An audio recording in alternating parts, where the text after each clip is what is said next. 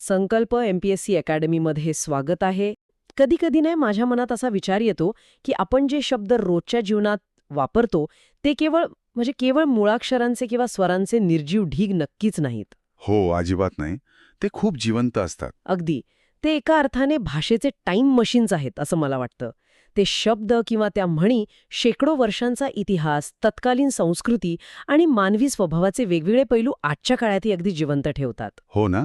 आणि हीच तर भाषेची खरी गंमत आहे. नक्कीच. तर याच रंजक आणि अभ्यासपूर्ण प्रवासात आपण आज जाणार आहोत. आजच्या या सखोल चर्चेत आपण एका अत्यंत महत्त्वाच्या विषयावर लक्ष केंद्रित करणार आहोत आणि तो विषय आहे इंग्रजी शब्दसंग्रह किंवा व्होकॅब्युलरी. दिवस 3, कृती आणि परिणाम. अगदी बरोबर. आणि आजच्या या सखोल विश्लेषणाचं आपलं मिशन अगदी स्पष्ट आहे. हो, काय सांगाल त्याबद्दल? बडे इंग्रजी शब्दांचं केवळ पोपटपंचीसारखं पाठांतर न करता त्या शब्दांमागची जी रंजक कथा आहे, त्यांचा ऐतिहासिक प्रवास आणि त्यामागील लॉजिक उलगडून दाखवणं हा आपला मुख्य हेतू आहे. हा दृष्टिकोन खरंच खूप महत्वाचा आहे, कारण स्पर्धा परीक्षांच्या विशेषतः MPSC सारख्या परीक्षांचा विचार केला तर केवळ शब्दाचा वरवरचा अर्थ माहीत असणं पुरेसं नसतं. नक्कीच अर्थाच्या पलीकडे जावं लागतं. अगदी. जेव्हा एखादा परीक्षार्थी शब्दाच्या मुळाशी जातो, त्याचा ऐतिहासिक संदर्भ समजून घेतो ना, तेव्हा तो शब्द त्याच्या कायमचा स्मरणात राहतो आणि परीक्षेच्या अत्यंत तणावपूर्ण वातावरणात अचूक उत्तर निवडण्यासाठी हेच निर्णायक ठरतं. म्हणजे शब्दांमागील का आणि कसे समजले की भाषेची भीती आपोआप दूर होते. अगदी 100%. चला, तर मग या टाईम मशीनमध्ये बसून थोडं भूतकाळात जाऊया. म्हणी आणि वाक्प्रचारांमागचा इतिहास खरंच थक्क करणार असतो. मी मध्यंतरी वाचत होते, माझ्या वाचनात ब्लू ब्लड या शब्दाचा एक अतिशय रंजक संदर्भ आला होता. अच्छा, ब्लू ब्लड. हो, याचा अर्थ आपण घेतो खानदानी किंवा राजघराण्यातील असणे. पण मला सांगा, राजघराण्याचा आणि निळ्या रक्ताचा नेमका काय संबंध असू शकतो? हा विचार करायला लावणारा भाग आहे. हो, खूप छान प्रश्न आहे हा. आणि याचा उगम युरोपियन इतिहासात सापडतो. म्हणजे तत्कालीन जी समाजव्यवस्था होती ना त्यात. अच्छा, म्हणजे कसं? पूर्वीच्या काळी जे राजघराण्यातील किंवा अतिश्रीमंत लोक होते ते कधीही उन्हात जाऊन शेती किंवा कुठलंही अंगमेहनतीचं काम करत नसत. म्हणजे ते सतत सावलीत किंवा घरात राहायचे? अगदी. त्यामुळे त्यांची त्वचा अत्यंत गोरी आणि पारदर्शक राहायची. बापरे, अच्छा. आणि या पारदर्शक त्वचेखालून त्यांच्या हातावरच्या ज्या निळ्या रंगाच्या शिरा होत्या त्या अगदी स्पष्टपणे दिसायच्या. अरे वा, म्हणजे त्या निळ्या शिरांवरून हा शब्द आला. हो ना. यावरून ज्यांच्या निळ्या शिरा दिसतात ते उच्च कुळातील, श्रम न करणारे म्हणजेच ब्लू ब्लड आहेत असा एक समज समाजात रूढ झाला. तिथून हा वाक्प्रचार तयार झाला. हे खरोखरच अद्भुत आहे. म्हणजे श्रमाचा अभाव हे तत्कालीन समाजात प्रतिष्ठेचं लक्षण मानलं गेलं. हो, दुर्दैवाने तसंच होतं. आणि त्यातून भाषेला कायमस्वरूपी एक नवीन म्हण मिळाली. याच ऐतिहासिक संदर्भात मला बोल्ड फ्रॉम द ब्लू ही म्हणही खूप चित्रमय वाटते. हो, बोल्ड फ्रॉम द ब्लू, अनपेक्षित संकट किंवा मोठा आघात. अगदी. यामागेही असंच काही लॉजिक आहे का? हो ना. इथे ब्लू म्हणजे निर्भ्र, निळं आकाश आणि बोल्ट म्हणजे विजेचा कडकडाट. अच्छा, म्हणजे आकाशात ढग नसताना वीज पडणं. अगदी तेच. आपण कल्पना करू शकतो की आकाश अगदी निर्भर आहे, ढगांचा मागमूसही नाहीये आणि अशा शांत निळ्या आकाशातून अचानक वीज कोसळते. बापरे. आयुष्यात जेव्हा एखादं मोठं संकट कुठलीही पूर्वकल्पना न देता अचानक कोसळताना तेव्हा त्याला बोल्ड फ्रॉम द ब्लू असं संबोधलं जातं. ही चित्रमयता एकदा मेंदूत फिट बसली की अर्थ विसरण्याची शक्यताच उरत नाही. खरंच, चित्रमयतेचा विषय निघालाच आहे तर बरी द हॅचेट या म्हणीचा उल्लेख करणं इथे मला खूप महत्वाचं वाटतं. हो, ज्याचा अर्थ वैर संपवणे असा होतो. हो, जेव्हा मी याबद्दल वाचत होते तेव्हा माझ्या डोळ्यांसमोर जुन्या काळातल्या टोळ्या आणि त्यांची युद्ध उभी राहिली. रेड इंडियन्सच्या संदर्भात वाचलं असेल तुम्ही. हो, अगदी तेच.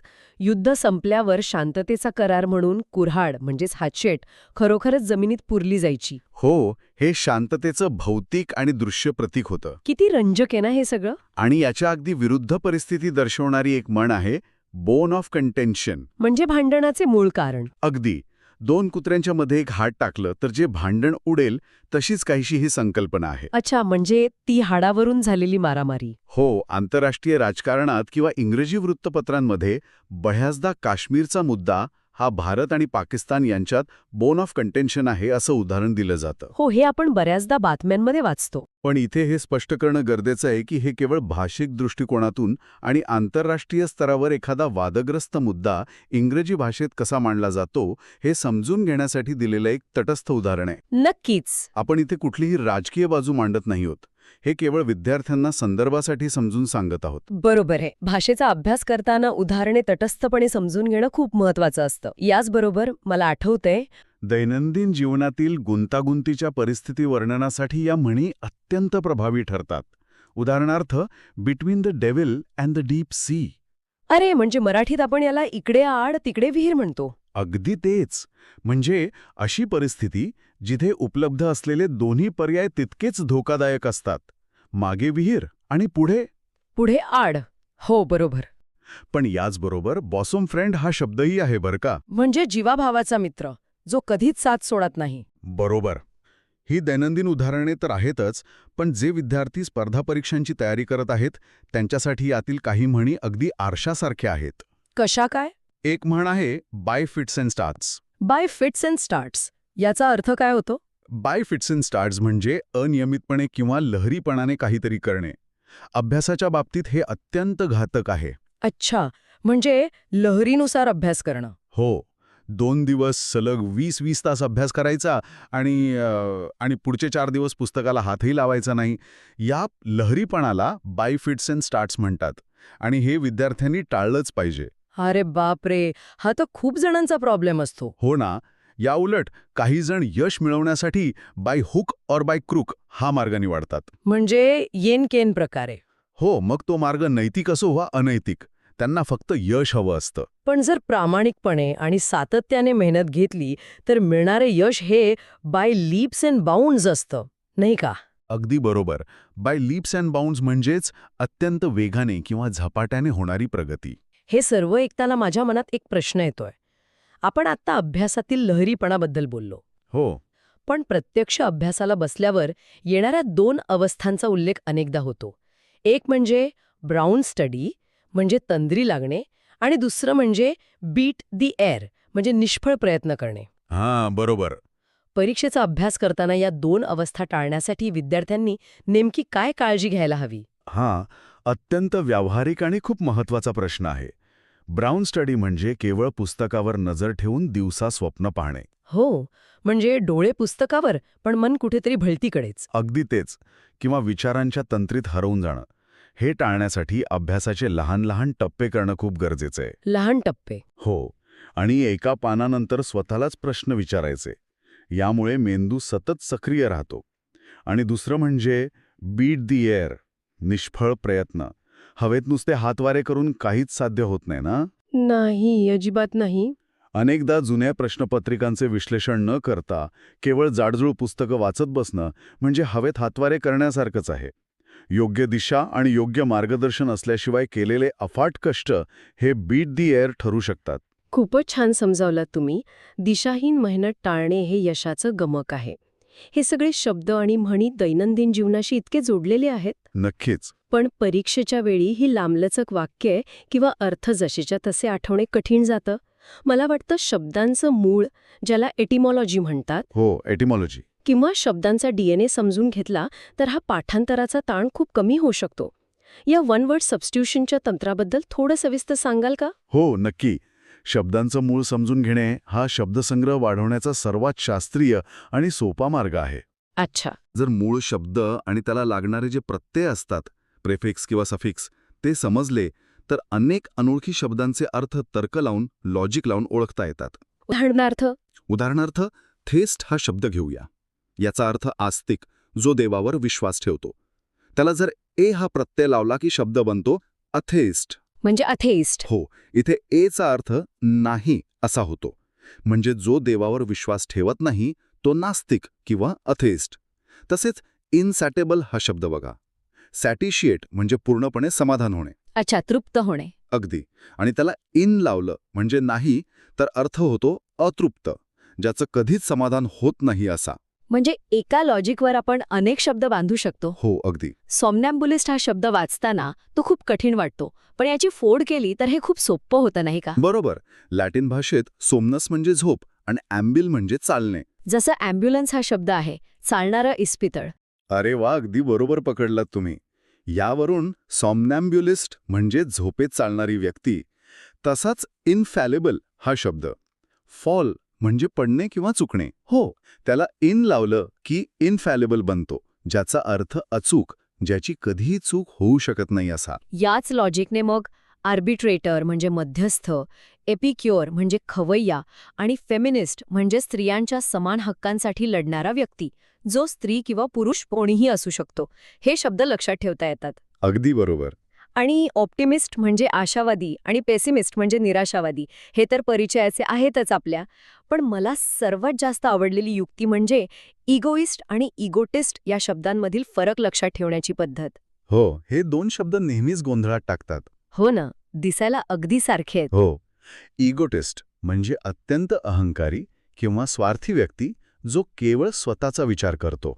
आणि इगोटिस्ट, ज्यामध्ये एक अतिरिक्त टी येतो, म्हणजे असा व्यक्ती जो सतत स्वतःच्याच बडाया मारत असतो. हां, मग तो टी कसा लक्षात ठेवायचा? इथे लक्षात ठेवण्याची सर्वात सोपी युक्ती म्हणजे इगोटिस्टमधला टी हा टॉक म्हणजेच बोलणे यासाठी आहे असं समजायचं. अरे वा, जो स्वतःबद्दल खूप टॉक करतो तो इगोटिस्ट. T for talk.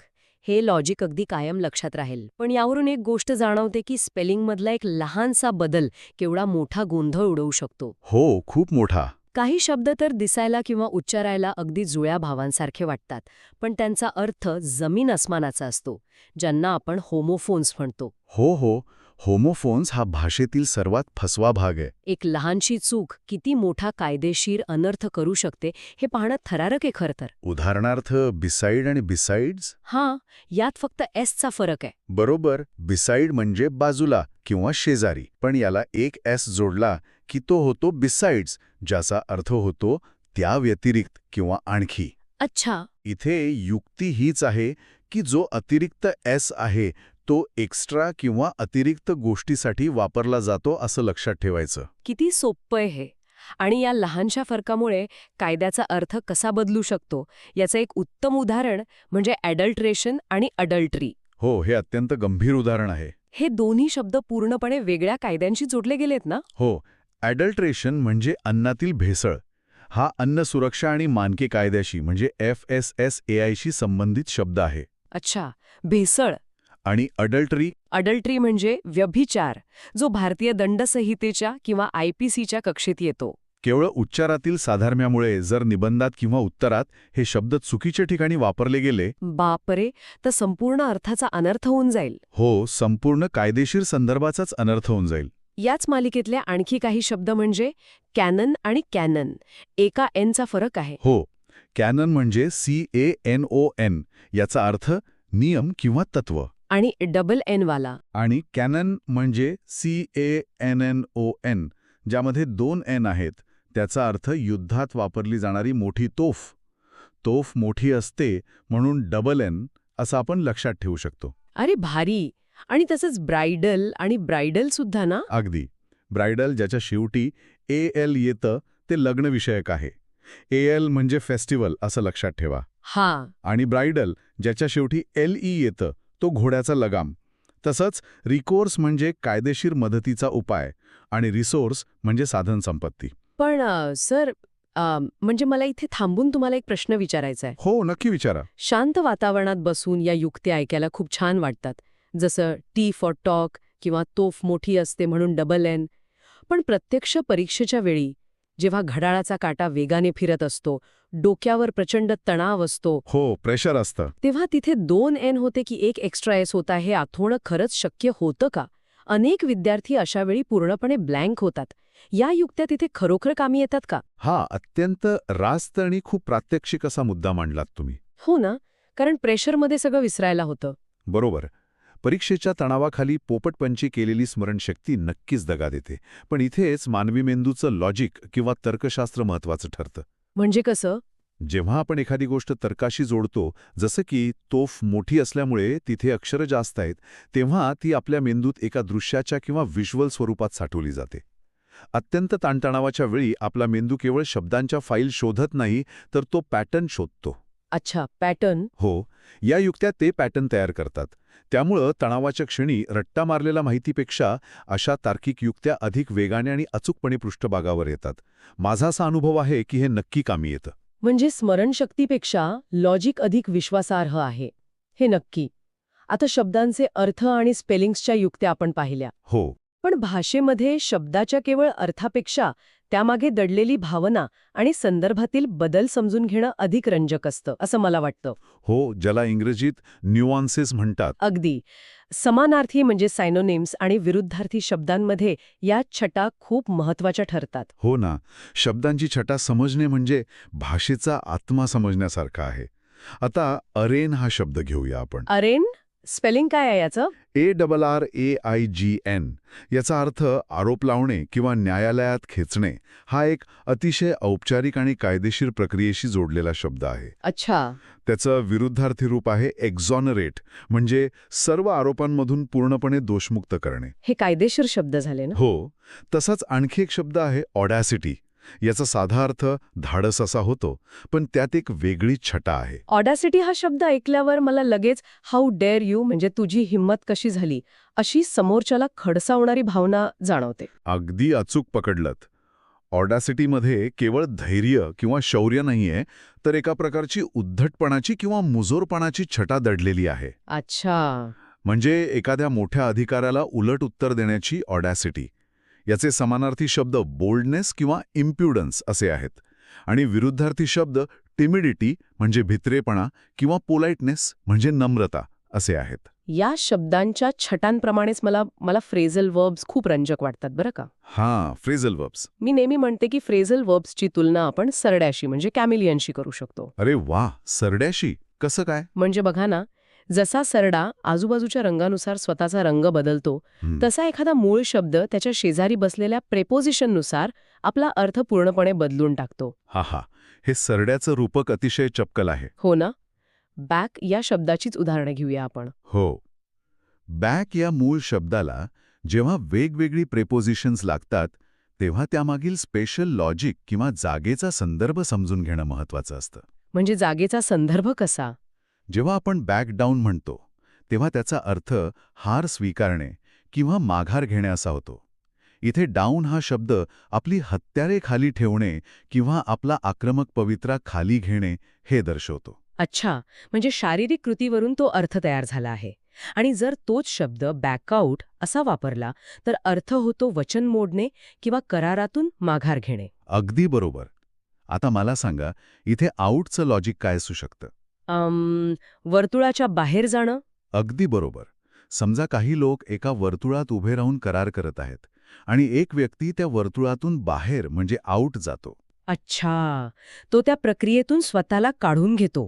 हो, म्हणूनच बॅकआउट म्हणजे दिलेल्या वचनातून पळ काढणे आणि या उलट बॅकअप म्हणजे पाठिंबा देणे.